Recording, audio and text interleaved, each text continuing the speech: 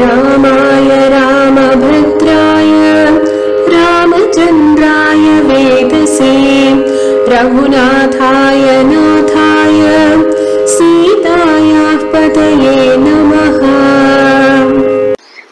அன்பான நமஸ்காரங்கள். இன்னைக்கு புஷ்பா ரமேஷ் நம்மளோட பகிர்ந்துக்க போற அடுத்த கதை எது தெரியுமோ? சாட்சி கோபால் அப்படின்னு சொல்லக்கூடிய ஒரு அற்புதமான திருத்தலம். இது எங்க இருக்குன்னா, பூரி ஜெகநாதர் கோயில் போயிருக்கீங்களோ, அதுக்கு பக்கத்துல ஒரு 20 கிலோமீட்டர் தொலைவில் இருக்கக்கூடிய இந்த திருத்தலம் தான்.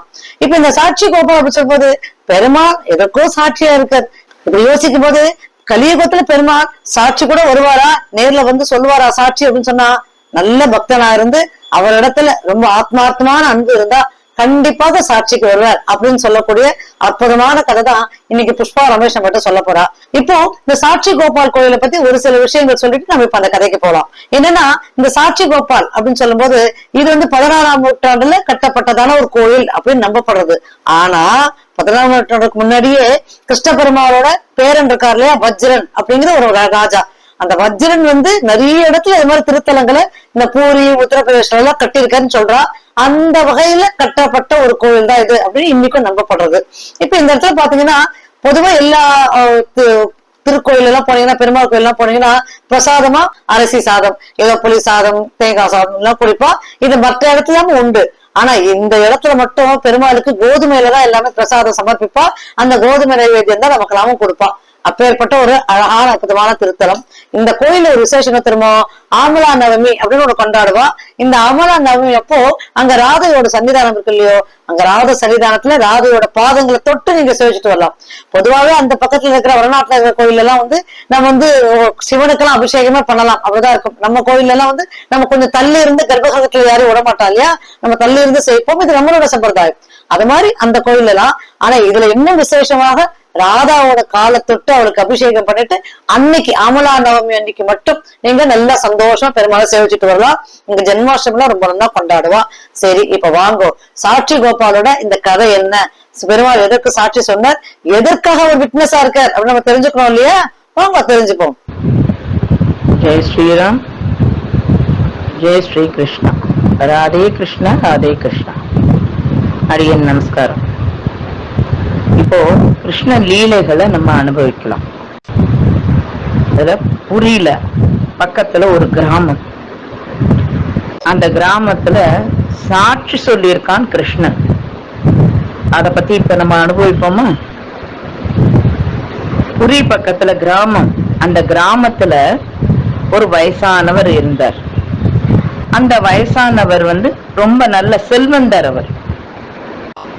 அவருக்கு 2 பிள்ளை, ஒரு பொண்ணு. அவருக்கு இந்த பிருந்தாவனம் போய் கிருஷ்ணனை பார்க்கணும் அப்படின்னு ரொம்ப நாள் ஆசை. ஆனா அவர் இந்த வேலை அதுல எல்லாம் ரொம்ப பிஸியா இருந்ததால அவரால் அதெல்லாம் போக முடியல.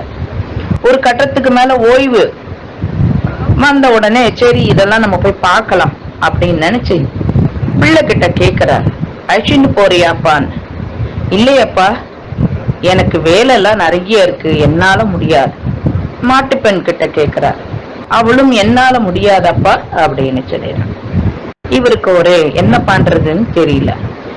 அப்போ அந்த வீதியிலேயே ஒரு 4-5 வீடு தள்ளி ஒரு பிரம்மச்சாரி பையன் இருந்தான்.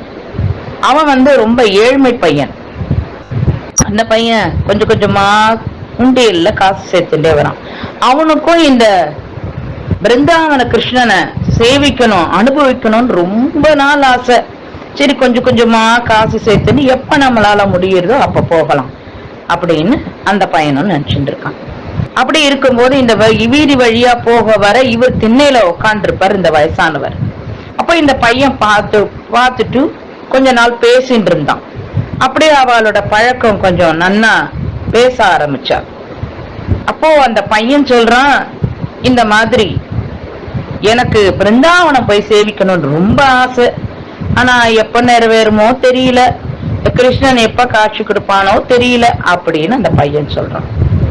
உடனே இந்த வயசானவர் சொல்றார், ஐயோ எனக்கும் அதே ஆசைதான், நானும் போகணும்னு ரொம்ப நாள் ஆசைப்படுறேன், ஆனா தோதுபடலை யாரும் என்ன கூட்டின்னு போக. ஒண்ணு பண்ணலாமா அப்படின்னு கேக்குறார். உடனே அந்த பையன் சொல்றான், என்ன அப்படின்னு. இல்ல என்கிட்ட செல்வம் இருக்கு, நீ எனக்கு உதவி பண்ணுவியா, என்ன வேணும்? உன் வழித்துணைக்கு நான் பாத்துக்கிறேன், என்ன நீ பாத்துக்கிறியா, பார்த்து ஆக்ஷன் போயிட்டு வரியா அப்படின்னு கேக்குறாரு. சரி அப்படிங்கிறான் அந்த பையன். அவ 2 பேரும் அவ ஆத்துல சொல்லிட்டு கிளம்பியாச்சு. கிளம்பி போறா, பிருந்தாவனம் போறா. ரொம்ப நன்னா சேவிக்கிறா. அங்க எல்லாமே தெரு தெருவா ஒரு வீதியிலயும் ஒரு லீலை பண்ணியிருப்பான் குழந்தை கிருஷ்ணன். அதெல்லாம் அவ அனுபவிக்கிறா. ஒரு இடத்துல போகும்போது அவருக்கு உடம்பு முடியாம போயிடுறது இந்த வயசானவருக்கு. உடனே அந்த பையன் சொல்றான், நீங்க ரெஸ்ட் எடுங்க, உங்களை நான் பாத்துக்கிறேன், நல்லா உடம்பு குணமானவன்னு நம்ம கிளம்பி போகலாம் அப்படி. சரிங்கிற ஒரு இடத்துல வச்சு நன்னா அவருக்கு நல்லா சேவெல்லாம் செஞ்சுட்டு இருக்கான் இந்த பையன். அவருக்கு நல்ல ஜுரம். அத கஷாயம் எல்லாம் போட்டு கொடுத்து, நல்லா கஞ்சி எல்லாம் போட்டு கொடுத்து நன்னா பாத்துக்கிறான் இந்த பையன் அந்த வயசானவரை. எல்லாம் முடிஞ்சு போச்சு. அவரும் நல்லா தெம்பாயிட்டார். இந்த பிருந்தாவன கிருஷ்ணனை இன்னும் ஒரு முறை போய் பார்த்துட்டு கிளம்பிடலாம் அப்படின்னு 2 பேரும் அந்த சன்னதிக்கு அங்க போறா. போனா இந்த வயசானவருக்கு என்ன தோன்றது அப்படின்னா, இவன் நன்னா செய்யறானே, நன்னா பாத்துக்கிறானே, நம்ம மேடவும் செல்வம் நிறைய இருக்கு, அதுக்கு ஒண்ணும் குறைச்சலே இல்லை, இந்த குழந்தை இவன் நன்னா பாத்துக்கிறான், நம்மளோட பொண்ணையும் நன்னா பாத்துப்பான் அப்படின்னு சொல்லிட்டு அவர் என்ன சொல்றார், அப்பா நான் உன்னை மாப்பிளையா ஏத்துக்கிறேன், என் பெண்ணை உனக்கு மனமுடித்து கொடுக்கிறேன், இந்த கிருஷ்ணன் அதற்கு சாட்சி அப்படின்னு சொல்றார். இந்த பையன் சொல்றான், ஐயோ வேண்டாம் சுவாமி, நீங்க எவ்வளவு பெரிய செல்வந்தர், நான் ஒண்ணுமே இல்லாதவன், என்கிட்ட போய் கொடுக்கலாமோ, வேண்டாம் வேண்டாம் அப்படிங்கிறான். இல்ல இல்ல, நான் இப்ப சொல்றதுதான் இந்த கிருஷ்ணனை வச்சு சாட்சியா சொல்றேன், என் பெண் உனக்குத்தான் அப்படின்னு சொல்ற. சரின்னு கிளம்பி அவ ஆத்துக்கு வந்தாச்சு. இந்த பையன் பத்திரமா கொண்டு போய் அவ ஆத்துல கொண்டு போய் விட்டுட்டு பாத்துக்கோங்க அப்படின்னு சொல்லிட்டு வந்தாச்சு. இந்த வயசானவர் சொல்ற மாட்டு பெண்ணு கிட்ட, அம்மா என்ன நல்லபடியா கூட்டின்னு போயிட்டு வந்தான் அம்மா, அவனை நன்னா கவனிக்கணும் அப்படின்னு சொல்றார். அப்போ அந்த மாட்டு பெண் சொல்றா, அதனால என்னப்பா, ஒரு நாள் கூப்பிடுங்கோலே, தலைவாழை இலை போட்டு நன்னா தலிக்க பண்ணி ஜம்முன்னு கவனம் சமைச்சிடலாம்ப்பா, கூப்பிடுங்கோ அப்படின்னு சொல்றான். மாட்டு பண்ண சொல்றான். அவர் சொல்றார் வயசானவர், இல்ல இல்ல இல்ல அதெல்லாம் போராது அப்படிங்கிறார். வேற என்னப்பா வேணும், 100 ரூபாய் வேணா தட்சிணை வச்சு கொடுத்துடலாமா அப்படின்னு கேக்குறான். அவர் சொல்றாரு, இல்லையம்மா, என் பெண்ணை கொடுக்கறேன்னு வாக்கு கொடுத்திருக்கேன் அப்படின்னு. ஐயோ அப்பா, யார கேட்டு இப்படி எல்லாம் நீங்க பண்ணீங்க, நம்ம எங்க அவன் எங்க, ஏன் இப்படி எல்லாம் பண்ணீங்க அப்படின்னு சொல்லி அவ பிள்ளை வந்தவன, அவ ஆண்டையா வந்தவன சொல்லிடுறா எல்லாத்தையும். அப்பா இந்த மாதிரி பண்ணிட்டான். உடனே அவள்லாம் ஆத்துல சத்தம் போடுறா, என்னத்துக்கு இப்படி எல்லாம் பண்ணீங்க. உடனே அந்த பையன் இவரை பார்க்க வரா, என்ன ஒரு வாரமா உங்களை வெளியிலேயே ஆள காணுமே, உடல் நலம்தான் சரிதானே அப்படின்னு கேக்குறான். அவர் சொல்றார், சரிதான் அப்பா, ஒண்ணும் இல்லை அப்படிங்கிறார். உடனே அந்த மாட்டு பெண் எல்லாம் சொல்லி கொடுக்கறா, இனிமே அவன் வந்தால் நீங்கள் பேசக்கூடாது, பழகக்கூடாது அப்படின்னு சொல்லித்தர. சரின்னு அவரும் பேசாம இருந்துடுறார். திரும்பவும் ஒரு நாள் வரான். என்ன உங்களை திரும்பவும் பார்க்கவே முடியலையே, வெளியிலேயே வரலையே அப்படின்னு கேட்கிறான். இவர் ஒண்ணும் இல்லைன்னு அப்படியே தலைய மட்டும் ஆட்டுறார். இல்ல, உங்க பெண்ணை மனமுடித்து கொடுக்கறேன்னு சொன்னேல, அதனால ஒரு எட்டு வந்து பார்த்து கேட்டுட்டு போலான்னு வந்தேன் அப்படின்னு சொல்றான் இந்த பிரம்மச்சாரி பையன். அவர் சொல்றாரு, ஐயோ அதெல்லாம் இல்லப்பா, அன்னைக்கு ஏதோ ஒரு ஜுரம் வந்த வேகத்துல ஏதாவது உளறி இருப்பேனா இருக்கும், அப்படியெல்லாம் எதுவும் இல்லை அப்படின்னு சொல்லிடுறாரு. இவனுக்கு தூக்கி வாரி போடுறது என்னது இது, கிருஷ்ணனை சாட்சியா வச்சு இல்ல சொன்னார், இப்படி சொல்லிட்டாரே அப்படின்னு சொல்லி, இல்லையே அன்னைக்கு நீங்க சொன்னேல, தரேன்னு சொல்லி சொன்னேலே, உங்க பொண்ணை எனக்கு மனமுடிச்சு கொடுக்கறேன்னு சொன்னேலே, கிருஷ்ணனை சாட்சியா வச்சு இல்ல சொன்னேள் அப்படின்னு. இல்லையப்பா, அது ஏதாவது நான் எனக்கு தெரியாம ஏதாவது அந்த ஜுரத்துல ஏதாவது சொல்லியிருப்பேன் அப்படின்னு சொல்றேன். இவன் உடனே இவனுக்கு என்ன பண்றதுன்னு தெரியல, ஐயோ கிருஷ்ணனை வச்சு சொல்லிட்டாரே, இப்படி சொல்றாரு, பொய் சொல்றாரு அப்படின்னு ஊர் தலைவரெல்லாம் கூப்பிட்டுட்டான் பஞ்சாயத்துக்கு. அவளும் இந்த பக்கம் நிக்கிறா, இவனும் இந்த பக்கம் நிக்கிறான். அப்ப பஞ்சாயத்து தலைவர் கேக்குறாரு, என்ன பிரச்சனை உங்களுக்கு அப்படின்னு. இல்ல, நானும் இவரும் பிருந்தாவனம் போயிருந்தோம், கிருஷ்ணனோட சன்னதியில அங்க இவரோட பொண்ணை எனக்கு மனமுடிச்சு கொடுக்கறேன்னு சொன்னார், வாக்கு கொடுத்துட்டாரு கிருஷ்ணனை சாட்சியா வச்சு, அதனால எனக்கு கொடுக்கணும் அப்படின்றார். அவர் வயசானவர் சொல்றாரு, இல்ல இல்ல, நான் ஏதோ அன்னைக்கு ஜுரத்துல இருந்தேன், யாராவது தெரியாம உளறி இருப்பேன் போல இருக்கு, எனக்கு தெரிஞ்செல்லாம் நான் அப்படி சொல்லவே இல்லை அப்படின்னு சொல்றாரு. ஏன்னா பிள்ளை மாட்டவனுக்கு பயந்துன்னு அப்படி சொல்றாரு. உடனே இந்த தலைவர் கேட்கிறார், உனக்கு வேற யார் சாட்சி இருக்கா? இருக்கு அப்படின்னு கேட்க. அங்க யாரும் இல்லை, நானும் இவர் கிருஷ்ணன், 3 பேர் தான், கிருஷ்ணன் தான் சாட்சி. உடனே ஊர் மக்கள் எல்லாம் சிரிக்கிறான். கிருஷ்ணன் என்ன உனக்கு வந்து சாட்சி சொல்ல போறானா அப்படின்னு கேட்கிறான். இவர் சொல்றார், நிச்சயமா வருவான், கிருஷ்ணன் வந்து சாட்சி சொல்லுவான் அப்படிங்கிறான். இவா எல்லாம் சிரிக்கிறார். என்ன கிருஷ்ணனாவது வரதாவது அப்படின்னு சொல்றான். இல்ல இல்ல, நான் போய் கூட்டிக் கொண்டு வருகிறேன் அப்படின்னு பிருந்தாவனம் வந்தாச்சு. இந்த பிரம்மச்சாரி பையன் போய் கிருஷ்ணனிடம் கேட்கிறான், கிருஷ்ணா, உன்னை வைத்துக் கொண்டுதானே அவர் சொன்னார் பெண்ணை மனமுடித்து கொடுக்கிறேன்னு, இப்ப பாரு இல்லைன்னு சொல்லுகிறார், அதனால நீ வா அப்படின்னு சொல்றான் இந்த பையன். கிருஷ்ணன் உடனே கேட்கிறான், என்ன எங்க வர சொல்ற இப்போ நீ? என்னாலலாம் அப்படி வர முடியாது. என்ன, உன்னை சாட்சியா வச்சுதானே சொன்னார், அப்ப நீதானே சாட்சி, நீதானே வந்து சொல்லணும், வா என்னோட அப்படின்னு இந்த பிரம்மச்சாரி பையன் சொல்கிறார்.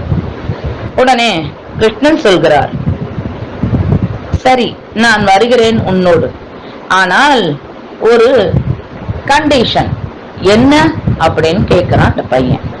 நான் உன்னுடன் வருவேன், சலங்கை போட்டுக்கொண்டு ஜல் ஜல் ஜல் உன் பின்னாடியே வருவேன், நீ முன்னாடி போக நான் பின்னாடி வந்து கொண்டே இருப்பேன், என் சலங்கை சத்தம் நின்றாலும் நீ திரும்பி பார்க்க கூடாது, என்னை நீ திரும்பி பார்த்தால் அந்த இடமே நின்று விடுவேன் நான் அப்படின்னு சொல்ற. சரி சரி, இந்த பிரம்மச்சாரி பையன் சொல்றான், சரி சரி வா என்னோடு சாட்சி சொல்லவா, நான் திரும்பி எல்லாம் பார்க்க மாட்டேன் வா அப்படின்னு கூப்பிடுறான். கூப்பிட்டு கொண்டு வருகிறான். ஜல் ஜல் ஜல் என்று கிருஷ்ணன் நடந்து வர, கமல துளி பட, அப்படியே என்ன அழகா பீதாம்பரம் எல்லாம் கட்டிட்டு வரான் கிருஷ்ணன். ஒரு அந்த ஊரோட எல்லை வரும்போது நின்னுடுறது அந்த சலங்க சத்தம். இவனுக்கு எல்லை வந்தாச்சு, இப்ப போய் சலங்க சத்தம் காணமே, கிருஷ்ணன் நின்னுட்டானா அப்படின்னு திரும்பி பார்க்கிறான். கண்ணன் நின்று விட்டான். ஏன் நின்னுட்ட, ஏன் வரமாட்டேங்கிற அப்படின்னு அந்த பையன் கேட்கிறான், பிரம்மச்சாரி பையன். கிருஷ்ணன் சொல்கிறான், நான் என்ன சொன்னேன், நீ என்னை திரும்பி பார்க்க கூடாதுன்னு தானே சொன்னேன், ஆனா என் மேல் நம்பிக்கை இல்லாமல் தானே நீ திரும்பி பார்த்தாய், நான் வரமாட்டேன், எல்லாரும் இங்கே கூட்டிக் கொண்டு வா அப்படின்னு சொல்ற. சரின்னு ஓடி போய் அந்த பையன் பஞ்சாயத்து தலைவர் ஊர் மக்கள்லாம், கிருஷ்ணன் வந்து விட்டான், எல்லையிலேயே நிற்கிறான், வாங்கோ அப்படின்னு கூப்பிட்டான். அதுக்கு அவள்லாம் சொல்றா, என்ன மூர்த்தி எடுத்துன்னு வந்துட்டியா, மூர்த்தி பேச போறானா அப்படின்னு கிண்டல் பண்றான். நீங்க வாங்கோ எல்லாரும், சரின்னு எல்லாரும் வரா, வந்து நிக்கிறான். இவன் சொல்றான் இந்த பையன், அப்பா எல்லாரும் வந்தாச்சு, சாட்சி சொல்லு, இவர் சொன்னதை சொல்லு அப்படின்னு சொல்றான். உடனே கண்ணன், கமலவாய் கண்ணன் வாயை திறந்து பேசுகிறான். இந்த பிரம்மச்சாரி பையன் சொல்வது அனைத்தும் உண்மை, இவர் என் எதிரில்தான் சத்தியம் செய்து கொடுத்தார், தன் மகளை திருமணம் செய்து கொடுப்பேன் என்று சத்தியம் செய்து கொடுத்தார் அப்படின்னு சொல்றோம். உடனே அந்த வயசானவர் கதறி அழறார், கிருஷ்ணனோட திருவடியை பிடித்து கதறி அழறார், கிருஷ்ணா மன்னிச்சுடு மன்னிச்சுடு கிருஷ்ணா, தப்பு பண்ணிட்டேன், மன்னிச்சுடு கிருஷ்ணா அப்படிங்கிறார். உடனே அவ எல்லாம் பெண்ணை திருமணம் பண்ணி கொடுத்துதான் ஆக வேண்டும்னு எல்லாரும் சொல்றான். உடனே அவன் சொல்றான், யாரு அந்த பிரம்மச்சாரி பையன் சொல்றான், இல்லை கிருஷ்ணா எனக்கு வேண்டாம், நான் இந்த செல்வத்துக்காக இந்த பெண்ணை திருமணம் பண்ணிக்கணும்னு நான் நினைக்கல, அது வேண்டாம், உன்ன சாட்சியா வச்சு சொல்லிட்டாரே, இல்லைன்னு சொன்னா நீ பொய்யாயிடுவியே. அதற்காக தான் ஓடி வந்து உன்னை கூட்டிக் கொண்டு இங்கு வந்தேன். சாட்சி சொல்ல எனக்கு வேண்டாம், திருமணமே வேண்டாம், இந்த ஜனங்களும் வேண்டாம், பொய் சொல்றவாளும் வேண்டாம் அப்படின்னு சொல்றான். உடனே கிருஷ்ணன் சொல்கிறான், இல்லை இல்லை, திருமணம் செய்து கொள் அப்படின்னா. இல்ல கிருஷ்ணா, நீயும் நானும் திரும்பவும் பிருந்தாவனமே போய்விடுவோம். உன்னை பார்த்து கொண்டே இருந்தால் அது போரும் எனக்கு அப்படிங்கிறான். இல்லை, நீ திருமணம் செய்து கொள், இதே இடத்தில் நான் குடிகொண்டு இருக்கேன்னு அந்த எல்லையிலேயே இருக்கிறான் கிருஷ்ணன். சாட்சி கோபாலன் பேரு. புரிக்கு போறவா எல்லாரும் அங்கே சேவித்து விட்டு வரலாம். கிருஷ்ணன் அவ்வளவு அழகு, அவ்வளவு அழகு, கொள்ளை அழகு, ரொம்ப அழகு, ரொம்ப நன்னா இருக்கும். கோவில் சேவிச்சுட்டு வாங்க கண்டிப்பா. ராதே கிருஷ்ணா, ராதே கிருஷ்ணா.